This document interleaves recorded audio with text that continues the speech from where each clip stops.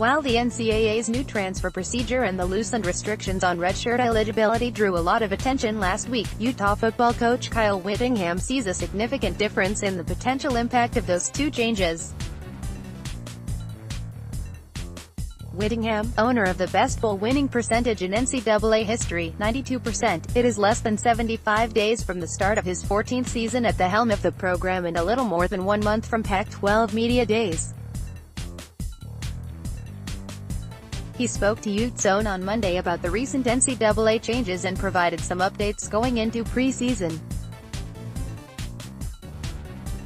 The redshirt eligibility rule change announced last week related specifically to football. The NCAA Division I Council voted to allow athletes competing in Division I football to participate in up to 4 games in a season without losing a season of competition.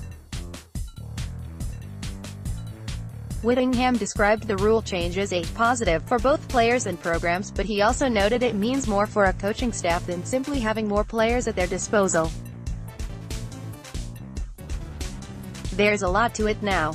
There's a lot of strategy behind it," Whittingham said.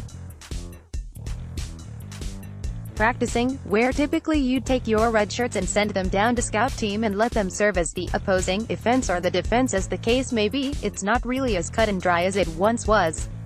Now you've got these guys that are they going to redshirt, or are they not, that have to be ready to get in the game just in case. Got to spend more time with the offense and the defense in the meeting room and on the practice field, whereas before it was full-time scout team duty. It's going to impact how you run your scout teams and your meetings. 4 games, that's a third of the season, and that's a lot of playing time you can get out of those guys, so you need to have them ready. In order to have them ready when and if their number is called, they can't be completely removed from what you're doing on offense and defense." Whittingham also pointed to travel as another area this rule could have a significant effect. Currently, the Pac-12 limits teams to traveling 70 players for conference games. If another 12 to 15 players potentially could play in any game and not lose a season of eligibility, does that necessitate a change in the travel limit for the Pac-12 or other conferences? If not, what about the advantage that gives the home team, which does not have a restriction on how many players it can dress? The redshirt rule likely turned many Utes followers' thoughts immediately to highly touted 4-star quarterback prospect Jack Tuttle. While Tyler Huntley goes into camp as the returning starter, Whittingham confirmed that this rule's change virtually assured Tuttle will see action on the field this season. "I think it makes it definite that you'll see all of the incoming freshmen that are ready to help you win in any way, shape or form, because it makes no sense not to give them that experience if they can help you," Whittingham said. "You can still save the year of eligibility if you limit it to just 4 games. Particularly at the end of the season, you've gone 8 games and the majority of those guys haven't played yet, and now you've got nothing to lose by letting them help out on special teams or wherever the case may be. You've got to include the bowl game in that." Whittingham said his staff's philosophy has been never to have a player go into a season planning to redshirt. He'd rather they compete for playing time from the beginning of spring practice or preseason camp. In many cases, the decision to redshirt isn't ultimately made until after the season starts. The other rules change, which impacts all sports, goes into effect in October. NCAA athletes will no longer need to receive permission from their current schools to transfer to another school and receive a scholarship. "It's got some significance, but I don't think it's as big a deal as maybe some people are making it out to be," Whittingham said. "Because if a kid is not happy in your program and wants to transfer, he's not going to do you any good anyway if he stays in most cases. There's still some restrictions in place as far as having to sit out a year and so forth. Different conferences can make their own rules regarding that in addition to what's in place. I could be dead wrong, but I just don't think it's going to have as much of an impact as some are envisioning. I think it's going to be very similar to how things were already operating. Previously, NCAA athletes were required to ask for and receive a release from their scholarship and permission to be contacted by other schools.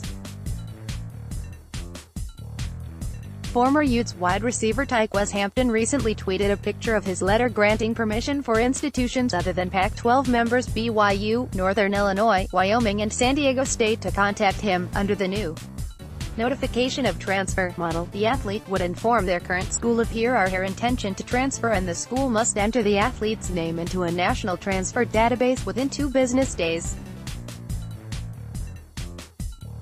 At that point, other coaches are free to contact them.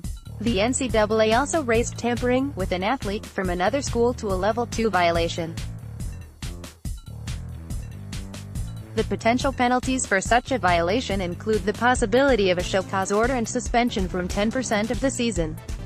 However, Whittingham is not so naive to believe this will eliminate the potential for other programs to recruit players directly from his roster, either directly or through middlemen, as is often rumored in college basketball. That may open up a little more of a can of worms in that regard, Whittingham said. I guess that remains to be seen, but yeah, I'm sure the possibility of that stuff happening is probably a little higher now. The level of violation has gone up, so hopefully people respect the rule and do it the right way.